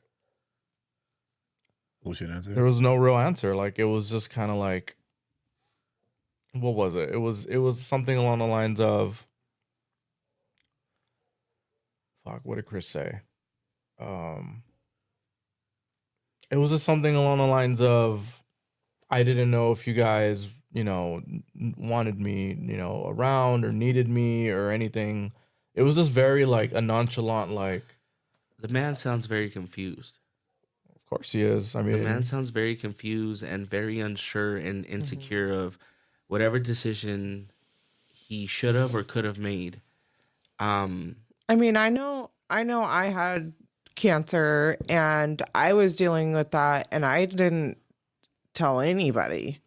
You know what I mean? And so if his dad was finding this out around the time that they were trying to contact him. no, this was last September or no, this January he found out. Oh, that's it. He found out this January, It's and then aggressive, last apparently, September because he now- found out. I guess he was diabetic, type 2, and then he started feeling, his health started tanking, and then eventually they pinpointed the fact that pancreatic cancer with X amount of time left. You know what I mean? Yeah. So yeah. It wasn't something that I'm sure he was expecting. Right. Since Okay, that he well, knew about that Yeah. long. Then never mind. There goes my point. You just proved Can I it wrong. can I So- encourage you to do something? I don't have the answers. We all don't have the answers. If I can encourage you in anything, son, is pray on it. I honestly and wholeheartedly believe that the only one that has the answer for you and that can nudge you in the right direction is God and the Holy Spirit.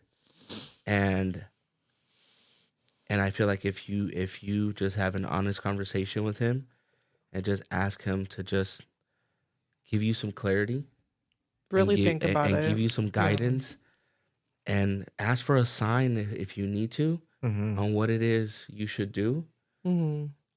I wholeheartedly believe he will give it to you. Because again, just the fact that you have some sort of guilt feeling, the emotions you have about this, to me, it's a clear indication, like I said earlier, that there is something there that although you've been very, very good at hiding the last 35 years of your life, it's still there, Sure. you know? And whether you need to go there and just unload those feelings so you can stop carrying them, or if there's a question that maybe you really need to think about and ask him, I'm not sure how much value that conversation is going to have, but I personally believe that after that, there is absolutely nothing else you can do because this time is running out.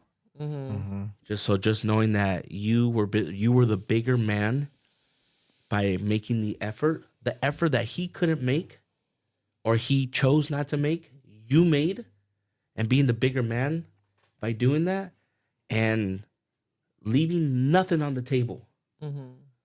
Leaving nothing on the table, just laying it all out and just getting that burden off you, man. Because it might feel light now. It might been you might have effortlessly hit it for all these years. But man, those burdens can get heavy over time. Right. You know, and I'm just saying, something to think about, something your kids might ask you 10, 15, 20 years from now. But yeah, man, if you're unsure about it now, but there is something kind of like poking or pulling on your heartstrings a little bit, no matter how lightly it might feel. But just the fact that there's something there, I say pray on it and just see what, if God puts it in your heart to want to go and make that effort and see him, then great. But if not, then you can leave it be. Fair. But think I that's fair. encourage you, man, just to pray on it. I encourage everyone to whatever doubt, whatever uncertainty they may be feeling, just pray on it, man. Honestly, you pray, you believe, and then you receive. Right. I see your point. I see what you're saying, and it's hard, man. Right. You gave him an opportunity to show you who he is. Right. It's not, he's not a different person. He's just dying now. That's how I kind of feel about You're that. still a piece. If you were a piece of shit then, before cancer, now that you got cancer, and now that you told everybody about me, I'm supposed to look at you different. And then if you do go talk to him, what are you gonna? If you unload all those emotions, you're gonna go yell at a guy who's dying. Yeah. That's how I would. That's how I would feel. Well, that's kind of where I'm at. right. Like The hard part is me, it's the unknown in the future. and that's the only part of the equation that's making me feel not 100%. I'm pretty much in line with how you're talking about it. Yeah. That's basically how I feel about it. It- I just have that. Well, like, should I be feeling more bad than what I feel? And I someone's dying, and he's technically my biological. But like, dad. what's the there's no bridge to burn because there was never a bridge built, kind of Right. thing. And I don't Like, have any questions. Like I feel like my questions have been answered through inaction. That's how. Well, let that's me how I feel. Like hold you- on. Let me be very clear on something. Everything I'm encouraging you to do Yeah, is not for him. for sure. No, yeah. Yeah, no, that, It's yeah, not. It's not for him. for sure. I get what It's you're saying. 100% for you.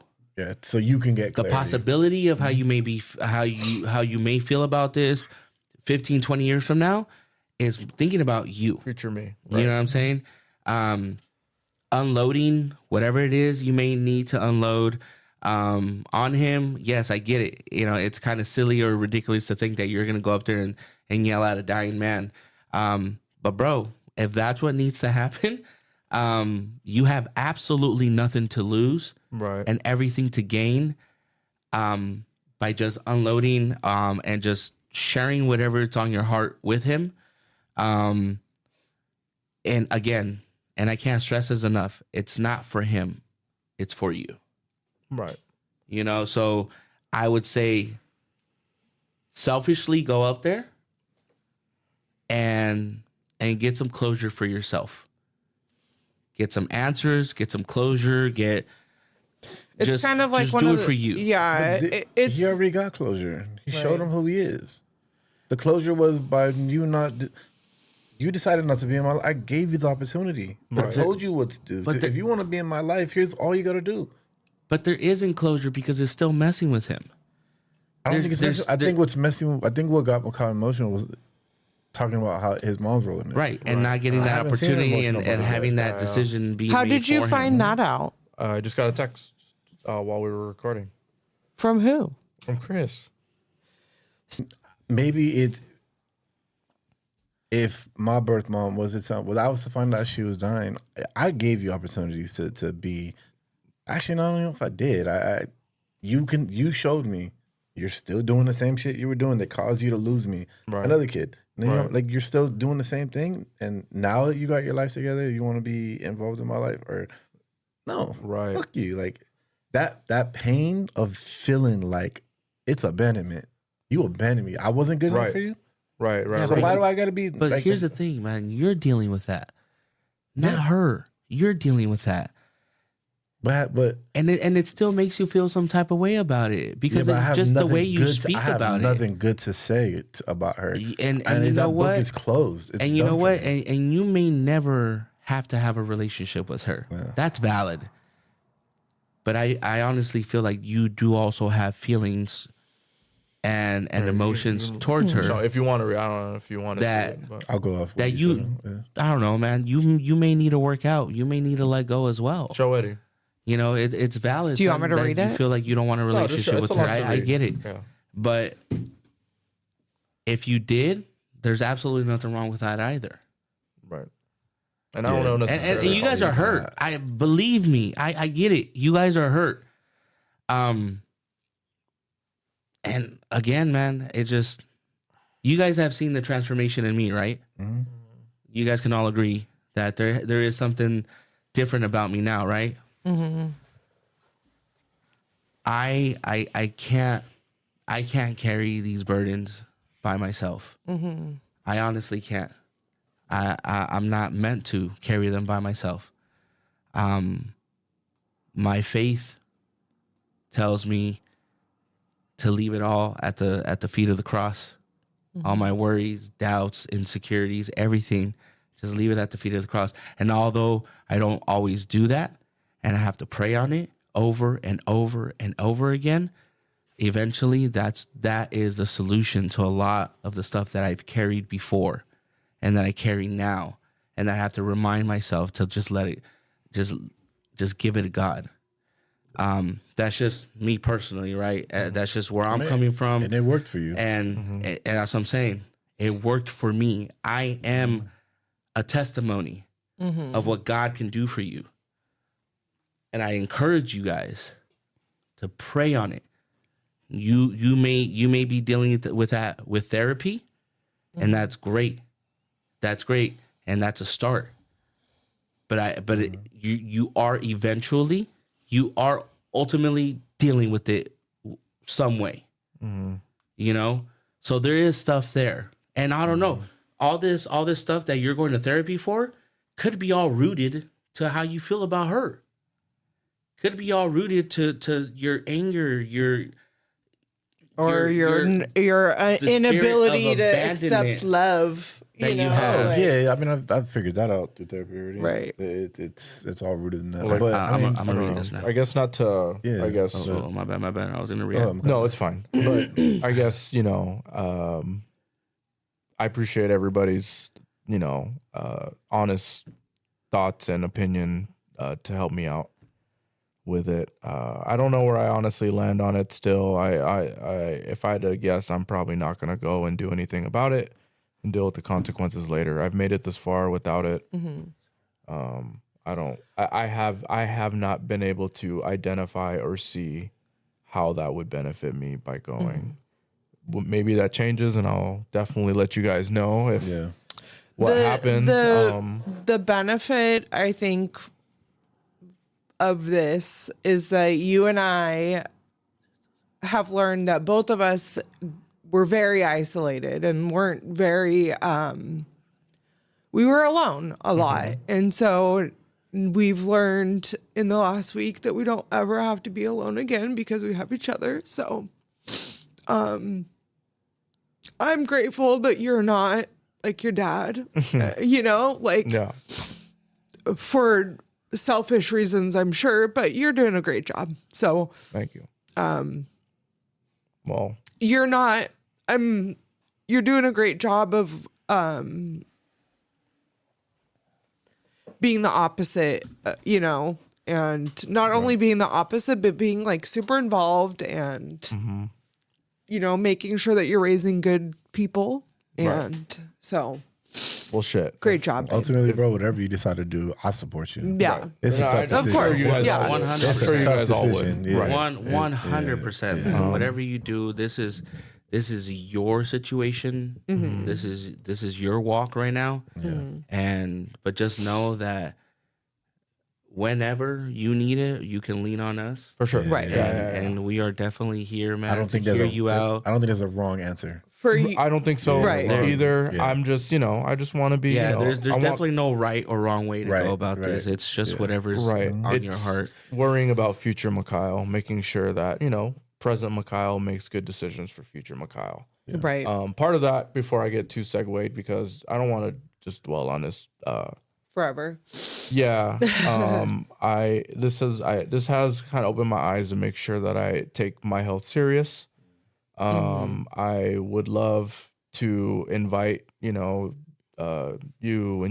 and Rick, and honestly, so any of us to maybe have a fun, maybe we can do like some sort of challenge, like weight wise, something that we I'm can with maybe that. get our gears I thought you want to get our prostates checked. competitive juices going with it. If there's going to be someone checking in on everyone and wanting with to push them, This is and definitely gonna have to be like an honor system because well, we'll check we'll in. have to- yeah, we'll yeah. check in with each other. It's been on my, hold each other it's been on my mind a accountable lot for sure. lately. Me and you can for Yeah. sure. Yeah. We can go as far as weighing ourselves and posting it because we know that's going to be holding ourselves accountable. We don't want to Yeah. look bad in front of people. So if you're comfortable with it, I would love it. I'm sure Sal's down with it. I definitely invite you to Yeah. do it. And if Ricky's able to, I definitely want him to do it with us, babe, if you want to do it. No, we more- all know that you don't want me to lose any weight. So I don't, but for yourself, if you did, I'm definitely with But that. I would I'm love- on board with that. I would love for us to get together and have that on the side. That every time we're getting together, we're checking in. Maybe we're, sending each other videos. I mean, I'd love to do ourselves. like like a weekly family dinner. Like that would be cool. That's always something that I would right. dreamed of doing. Just do But like a 60-day challenge. Just do 60 days. Let's get ready for summer or something, you know, like a and 60-day challenge. maybe winter 3 can, maybe there could be some sort of either monetary value or a prize or something. We'll iron that out. I want But your Jordans. This is a on wax. you wear a size 13? Yes. An on wax yes. challenge to the guys or to the group. Let's get healthier for future selves. I want Health is present very- Mikhail to make good choices Yeah. for Right. future Mikhail, and I just want to be Yeah, there. you I just guys want to would be there too. for my kid. Yeah. I want to be able to be there as he gets older. And my last thing is, if anybody who hears this has anything to chime in, and maybe you want to offer me any advice that they might feel from that, I would love to hear it, because any information for me is good, and that Right. can help me decide one way or Right. another. Definitely. I would love that. I have no input because I have a plethora of parents to choose from. I'm very lucky in that. Yeah. And I've They're awesome. just, I'll back you up no matter which way you go on it. That's why you're my Because wife. Yeah, shout out your mom. She knows Kendrick Let Lamar is a me- household name. Before we wrap up, and Yeah. I'm sorry, this is, I guess, it's a little bit long, so I won't get through it, I guess, quick, but I want you guys to have fun with it. We have two questions sent in. Directed to you. One of them Cabezón. is to Adrian. I'll read that when we get there. But I have two questions for the Why the did group, you leave that night? for the group. Let him get through. Maybe it wasn't him. Who knows? Oh, no, this time it wasn't me. Yeah, who knows? So thank you guys for submitting these questions. Every so often we gather these questions and go over it on the podcast, so you guys can hopefully get to know us a little bit better. Or if you guys want any help, advice, obviously, like you guys just saw myself, I'm surrounded by a lot of people that have a lot of wisdom, good advice, and definitely are always just willing to help. And we always would- have your back. we would love to extend that to the people that support us as well. So our first question to the table, the best part of being a parent, or what are you looking forward to when you become a parent? In this case, we're all parents here. So I'm pretty sure they were, expecting Sal to be here. yeah, when they- right. We can when get they submitted that we can question. get his answer as soon as we see him. the lone Chalene. What would you guys say lone is the Chilean. best part if you guys had to summarize the best part of being a parent? Give a second to simmer on that. I mean, for me, the best part of being a parent is for sure just you have these two, or for me, I have two little humans that like love me no matter what. Right. Yeah. Even when I'm not at my best, Right. I got good kids. So Yeah. I'll pile on that. The unconditional love that these guys have, and just being able to, provide a good life. Because it's funny. A lot of these things that I enjoy doing with them is selfishly also for me. right. I want to give Go to them- Disneyland. I take them to Disneyland all the time, and I love seeing them. They might Have grow up fun. hating Disneyland. They might, They might grow up and be like, man, we went way too much. Yeah. maybe Said no Yeah. kid ever, but Right. I don't know. That's a They good may, problem. they Maybe may be the first. but I'll buy them an Xbox because I want them to have fuck yeah, Right. I love that high of seeing them so happy, especially while they're young. Now you get home from work and they rush the door for you, they jump on you. Every that. single time, if Mikhail's not home and we're home, and Elias sees Mikhail pull up, every single time he goes, "Daddy's home." Yeah.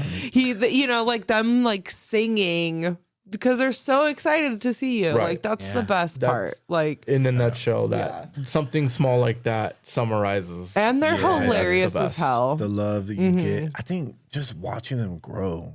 Yeah, Just watching, my kid's older. He's 14. yeah, But just seeing the person that he's becoming, seeing that the things that I've tried to install in him as a young kid, like you Right. know, this is who you are.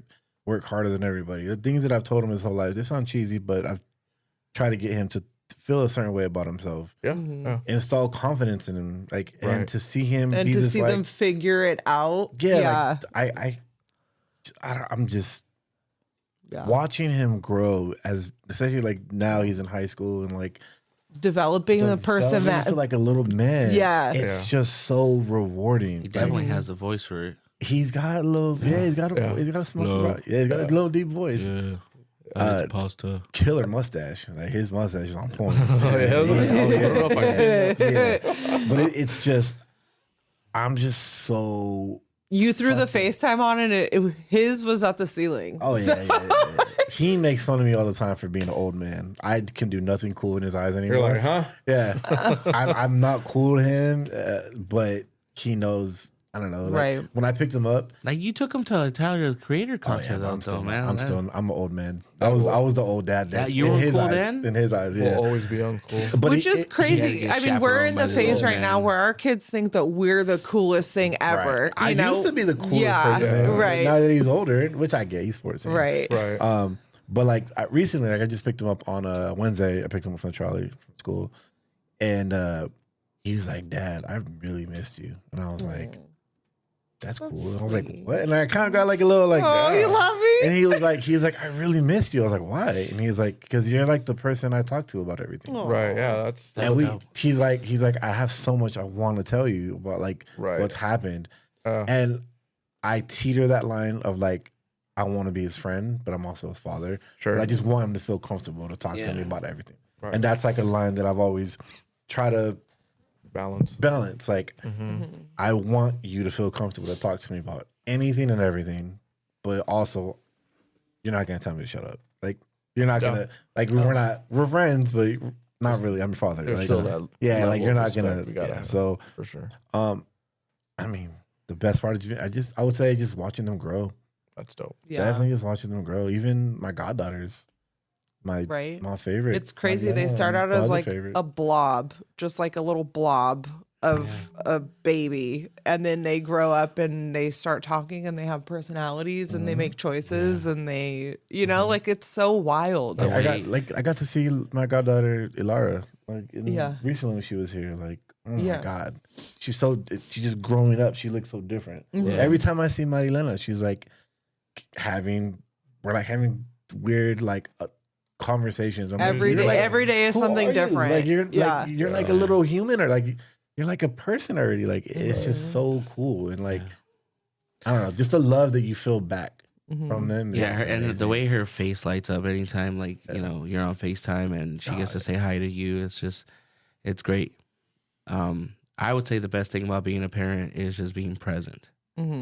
Just being there for every milestone, every moment. Being able to be involved, having that's like a privilege that people don't understand. Like, Take for granted. yeah, for yeah. sure. Yeah, just being there, for the highs and the lows and everything. Obviously, with the situation with Santiago, is probably one of his lowest moments. Yeah, but that's a part of it. Though. But being there, being present, also being there on Monday for his award. You know, just seeing Showing up. Marilena's face, knowing that her parents are in the crowd, not just mom or dad, but both Both of parents them. in the crowd. Yeah, man, just being present is probably like the most rewarding thing as a parent for me. So yeah, just being there for every memorable moment That's dope. in their lives. So That's perfect. Yeah. Okay. Well said, everybody. Next one and our last one. We're gonna end this on a high note because it sounds like there's a lot going on in this. Are you sure this wasn't you, or this is someone you know? I don't know. Read it. I don't. This might be from him. I don't know. These are anonymous. Are these not- questions they're from anonymous. like when they were submitted way back when, or No, recently? this is recent. This is recent. Definitely This is wasn't anonymous. This is anonymous. Yeah, Everyone. no, It's I know. NGL. There's That's- no name. I that's just want you anonymous. guys. There's no Yeah. name. Okay, and it's addressed to Penguin. To Penguin. Oh, they refer to you as Penguin. So this is When, someone you when was must this know. asked? Huh? When was this asked? This week. sometime this week? Okay. a day or two ago. It's addressed as Penguin? When Oh I my posted God. it was Okay. maybe Wednesday or Thursday. Okay. To Penguin, senior year, Mr. Barry's class. Oh my God. Was it you or Cakes that stapled in the hand by? Okay, this is written a little funky, but maybe That was the That was Ricky. then. Rick. No, it was Rick that maybe that was stapled in the Stapled. hand by Fat Rick during our staple war in class. Also, side note, That where- could be Brad too, because where's- Brad Could was be Brad. part of that. It could Or be Ted. Brad. Ted where's was in my that class. Charizard candle, you sexy son of a bitch? I'm gonna triangle choke you if I don't get it. Oh, that's Ted. That's Ted. That- Ted. okay. Well, Yeah, that's so Ted. what was the Fucking question? shout out Was Ted. it, Shout out was it Ted. I you, love you, Cakes, bro. or Rick? Then the answer Reread the question. What was the question again? was it you or Cakes that stapled in the hand by Fat Rick during We got our stapled staple war? So by Rick. tell Yeah. us, tell me the story. I don't know what the hell this is about. What is this? Really quick. Senior year, Barry's class. Barry was our math teacher. I had Mr. Barry too. Yeah. But I just didn't have it with you guys. We had a staple war. That was our thing. Like if you were caught slipping, we would open up the stapler and just bow. Staple the back Smack of your someone head. with a stapler. Smack you with the back of the head with a stapler. Damn, Open. you guys are fucking brutal. Like staple, So- staple side, like Yeah, God. staple down. Like there was a Who got their shoulder stapled? That they had literally that thing was like so- deep in there. I think the story that he's referring to, it was a time Rick just told the story. It's so God funny. damn, you guys were bad. We there was a teacher present during all this. That's the Right. crazy I got part. sent to the hallway for talking too much. You guys were over here fucking stapling each other. What fucking the assault. fuck? I it borrowed didn't hurt Ricky's as phone. bad as you. I mean, I you know, guess that's as- the as I difference think it between would. like going to a brown school versus going to a white school. Straight up. Yeah, very brown. So I think the story that he's talking about, there was a time where I borrowed Ricky's phone to call my mom Yeah. Oh god. to get her to be Your hand like. inside. So I was like, I wanted to call my mom because I forgot what it was. It was something probably It was Tuesday. She got paid. probably Not like, to eat. hey, are we gonna go eat or not? So I open the door, the classroom door, right, and I'm standing outside on the phone like this. I have my phone on my other hand, Inside the holding, like, classroom. prying the door open so it doesn't close all the way. Rick comes out of nowhere. He's inside the class, opens the stapler. In the middle of class, Barry's trying to teach something, and Rick just staples my hand While you had the door open. while because my hand was exposed. Yeah, So I'm like exactly. outside on the phone While talking you to were my slipping, mom. you were caught slipping. I got caught slipping. I was on the phone talking to my mom, and then all of a sudden, what the fuck was it? Like, I fucking got stapled. You had a in my hand. staple in your I had hand. a staple in my hand. in your hand. All yeah. the way. It's But broke it skin. won't like go in like and fold in, but it just it sticks. Like yeah. you got to pull it out. It sticks. Yeah. Oh my But like god. I got stapled on my hand. We did. We used to get shoulders. I don't know if we ever got anybody in the back of the head. We probably did, but Yeah, definitely. Yeah, we but got- it was Rick, Adrian, Brad, Yeah, myself, yeah. and I'd go to that class because I think first semester senior year I didn't have Mr. Barry. No, you were It just wasn't there. until second semester I got Mr. Barry as a math teacher. Yeah. which I was like yes. Same. But he would let me Same. stay there. Barry He would would let me laugh. stay there Yeah, he wouldn't and care. kind Give a of shit ditch about anything. whatever class I was supposed to be in, as long as I stayed quiet and in the back of the class. Like he didn't care. He was like a cool teacher. Remember was when you definitely chased cool me too. from Mr. Barry's class to Mark class? You fucking slid like Fernando Tatis Jr. in the class because Adrian chased me from one side of the school to the other one because I don't know what I did to him, but I did it to him in Mr. Barry's class, and I was supposed to be in art class, and so he chased me across the campus. And I ran in. It's a very slippery And floor. we were working with clay. Yeah. We were working with clay, so it was like the dry dust clay or whatever on the floor. Mm-hmm. So I ran into art class and I slid. I slipped on that dust clay or whatever that was on the floor. I slid. Man, I knocked never her forget like that. the art teacher's desk and everything. I just Cakes came in like I a came in like a wrecking ball, for wrecking sure. ball. Shit. Kool-Aid man through the Slid, fucking. just, and I was like, oh shit. and then he went back to class. That's crazy. Yeah, shout out Barry. I think anybody Yeah. that listens to us Yeah. knows Mr. Barry. Mr. Barry, That's the a I real just one. remember That's him some telling great me, times in Mr. Barry's class. or maybe it was just, I just remember him saying, so and so, your test scores are lower than whale shit. It's probably talking to Rick. I don't know who he was talking to, but I just remember when I think about him, that's what I remember him. Mr. saying. Barry's class reminds me and Rick Oh going my, at it. go run a lap, fat boy, Yeah. or some shit like that. Go run the lap, fat ass. God, Because a neck brace. And I then remember that. She farted. Rick made She had that neck brace. yeah, she had the neck brace, and And then she Rick made a farted. joke about it. I forgot what he said. He said something about her neck brace. Yeah. And she was like, "Go run a lap, fat ass." But she said that with the neck brace Yeah. on, and he and then she got did it like she that. fart? When did she fart? I think she bent over for something and she farted. Oh, if I not remember during right. not during this exchange. I don't think so. I just Okay. remember when I think about she's the girl that farted in class. and then That's she what I got real remember. big into Guitar Hero. Hi. Oh my god.